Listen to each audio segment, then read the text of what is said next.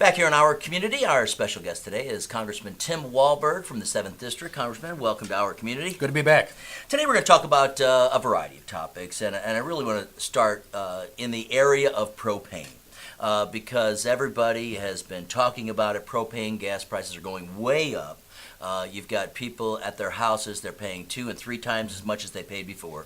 Yet, as a government, we're spouting that, how great we're doing with the transportation from the propane in the South, and we're helping the transport companies, we're helping the distribution companies here locally, but nobody says that they're helping the end user, and that is the person that's really being hit the hardest because they're paying the most. And if you own your own tank, well, you better have money up front, or nobody is going to deliver. Or, hey, wait, we're not taking on more customers, so good luck to you with your propane. I mean, what do we do about the end user here? Well, the end user is the farmer that's had to spend more to dry his grains this past harvest season. Had a great growing season. We had plenty of wet. We had snow come early, all the rest, so the drying aspect has been huge. We have the homeowner that's been put in the situation of paying to heat their homes at a global warming situation Right. that isn't warming, and Right. it continues on. So all of that cost, as we know, supply and demand, that when you have more demand, you can increase costs. The problem comes, and I appreciate what the legislatures are doing in trying to get the provisions and allowances on road transportation and the hours to deliver these things and all of that. Well, and helping give loans to the local companies that are going to distribute Right. the propane, too. But I mean, that helps everything. But the bottom line is we have to have an all of the above energy policy that is sustainable to meet these demands like that and gives more opportunity for competition, increased product that can be dispensed. When we have the battle that's gone on now for years with citing the Keystone Pipeline, for instance, the safest pipeline system, and you wouldn't need to worry about road conditions or driver hour conditions with a pipeline. But we haven't also not done anything to expand our refining capability, and that's where this comes. If you had a, quote, glut of propane product coming from refineries on the market, you'd have a moderation in the cost. But because we've held back artificially by not giving siting opportunity or certification or licensing for new refineries, except one in the past 30 years, the one in Detroit, the Marathon refinery, we've got problems. And this administration continues to push back against having a sustainable energy policy that uses all of the above, which includes our petroleum resources, our natural gas resources, which use alternative resources, wind, solar, you name it. But let's have it all on the table to use. And so now we get into a winter situation where people need to use propane. 2 things come up, have a hard time getting it at the levels they want. And number 2, we're not refining it as completely as we should. So the cost goes up. And now even if they get it to their back doorstep, or through that, I saw yesterday a 4-foot little path shoveled back so the propane supplier could get to their tank, they can't pay for it. Right. All of the above energy plan. Let's use the resources that America has, that North America has, along with Canada, and I think we will have a lot better outcome in years ahead. Well, hopefully we can control those costs. And I know Right. supply and demand, demand is up, so hey, I've got the resource, let me just raise the price. You've got to pay it. Sure. The more viewers you have, the more advertisers come. Exactly right. I know how it works. Right. I know how it works. You talked a little bit about farmers and the federal government. President Obama was at Michigan State University, signed the Farm Bill.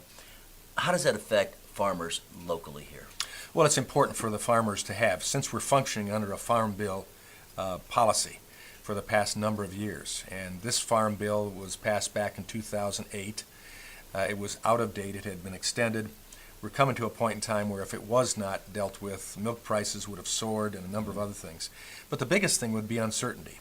There are a lot of farmers that say, if you want to get away from a farm bill and put us back really to what we are, true business people, and let us get the price for our product that we can get on the market, okay. But as long as you have laws in place right now that restrict that free market issue, then let's get on with the Farm Bill. Let's pass something so we have the playing field that we're going to work with in this coming growing season and beyond. And so I'm glad it's finally passed. It could have been better. I think we made a lot of strides, and I think the agriculture community was supportive for the most part in doing it. With the milk issue, also with crop insurance, which I think says you take care of the extenuating circumstances of hazards in your growing industry, and we will encourage that by incentives. We did that. We took care of $8 billion of waste, fraud, and abuse in the food stamp portion, which is 80% of the Farm Bill. Most people don't know that. Right, exactly. They think it's just farm bill. No, production agriculture is only 20% of the Farm Bill. And so some of us tried to split that off so we could deal with both issues. Ultimately, we weren't able to do that, but we did get $8 billion of savings. $23 billion of savings across the whole Farm Bill. I think it moved in the right direction. It's on track now. The agriculture community can begin to work with it. And then as we go down the road, let's look for better policy. Let's talk a little bit about OSHA right now and and the family farms, because I know that there's things in the works, and you and I talked a little while ago about that can be very detrimental to the family farm. Well, I chair the subcommittee that has responsibility for OSHA, and so we deal with that every day of our life. And when I got word from some of my contacts behind the scenes that OSHA was going to push forward a policy and rule whereby they could regulate family farms that had one employee or more for their granary operations. We want farms to be safe. We want granary elevator operations to be safe. We don't want people getting in grain bids and being overcome by gases or engulfed in the grain. We want them to use tie-off methods and the things like that. But when you get to a family farm, in 1978 the law made it very clear that OSHA has no authority in regulating granary, grain bin storage, and the like on a family farm. Family farmers don't have the ability, like big granary operations, to have attorneys, compliance officers, all of the rest to work with them. So we heard that they were going to do that, and immediately we sent a letter to David Michaels of OSHA, the director of OSHA, saying, cease and desist. If this is true, you can't do this. Thankfully, a week and a half later, they backed away from it. The impact they would have had on the local farmers here in Branch County, who all have, if they have any type of cash crops, have a grain bin or some granary that they use to make sure that they have storage capability. So if the market prices get better, they can take it to the market. If it isn't, they can store it and dry it and keep it there for better usage. If OSHA came through with this, my gracious, the impact negatively on the finances and economy of our family farms has been huge. And I don't think it would increase the safety to any degree. We hear those occasional, very occasional tragic stories of some farm family member, a child getting into a silo and getting engulfed and suffocating. We don't want that to happen, neither do the family farmers.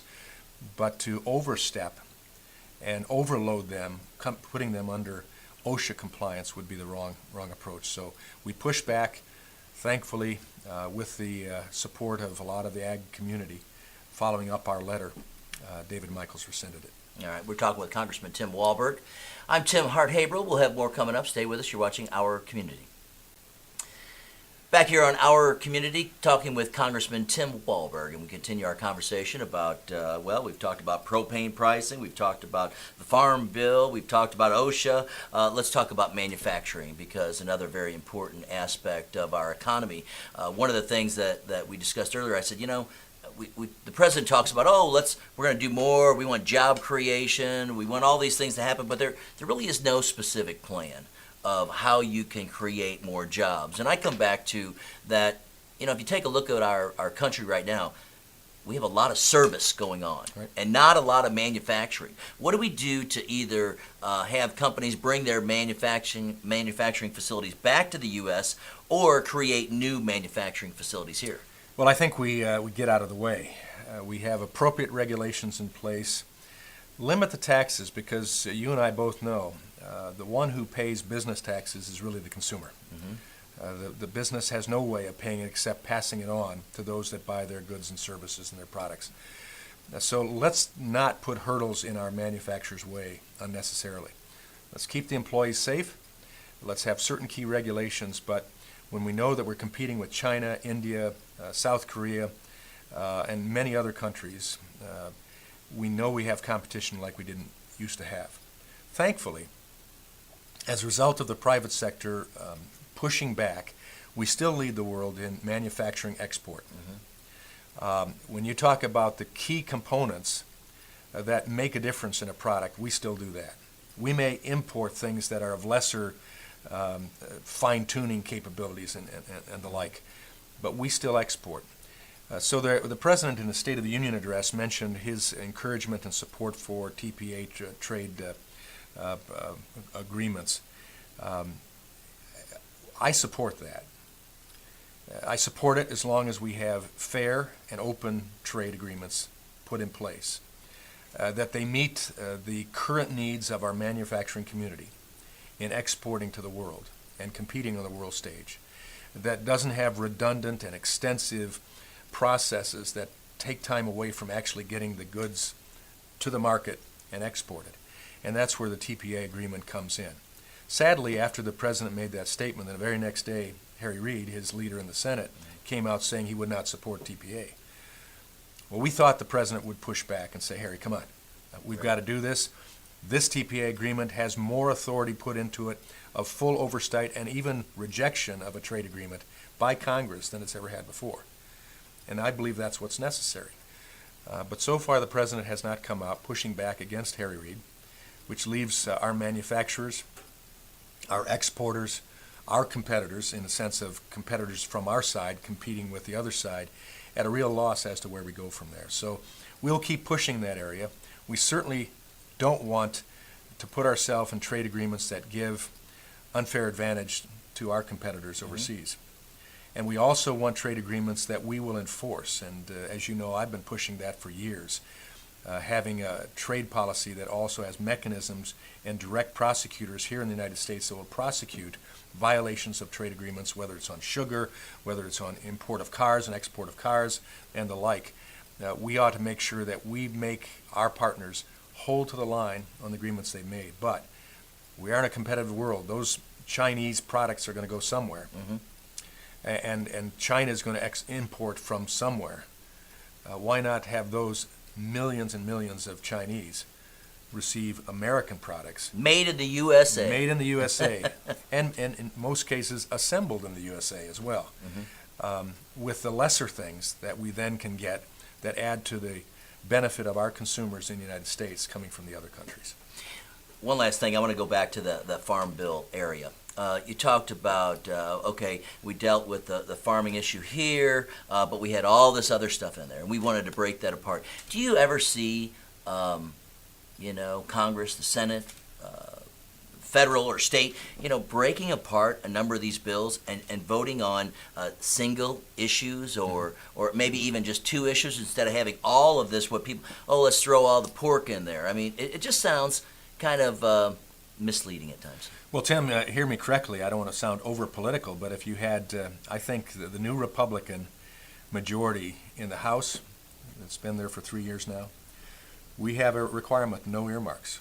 And I can tell you from first-case scenario situations where that earmark is defined so narrowly that we don't have pork barrel earmarks in our bills. Secondly, except in the areas of appropriations that have broader responsibility in funding, there are only single-issue bills. And generally the bills are less than 100 pages. I have two bills that I introduced that are less than 20 pages and very simple, double-spaced, easy to read. We have a requirement in all of our House-originated bills that the last section is the constitutional authority section, where we have to list the constitutional authority by which we are basing this bill on. That's another good point. The Senate has none of that.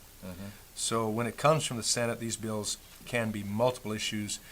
They can have pork laden in them, and I think that has to change. For the most part, when you look at the Farm Bill, for instance, we tried to break it up in the House, take the nutrition title, food stamps title out, put it by itself, deal with it in a normal appropriations process that it ought to be, and then take the production agriculture, which was only 20% of the Farm Bill, and put it separate so we could deal with all those ag production issues by themselves. We did that in the House, but then in the conference committee, the compromise committee, just didn't have the support to keep it. So it came back together. It's a work in progress. Big couple of words to say. Keep working on it, because I think We're gonna that's keep what working on it. I think that's what a lot of people are looking for.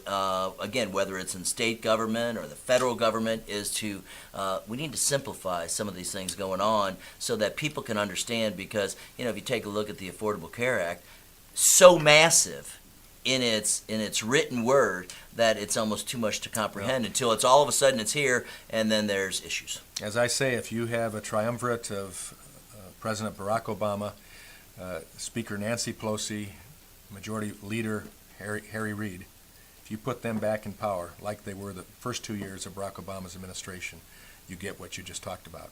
That can change, but elections have consequences. Let's make a change. Okay, All look right. forward to it. Congressman Tim Walberg with us here today on Our Community. I'm Tim Hart-Habril. We've got more coming up. Stay with us.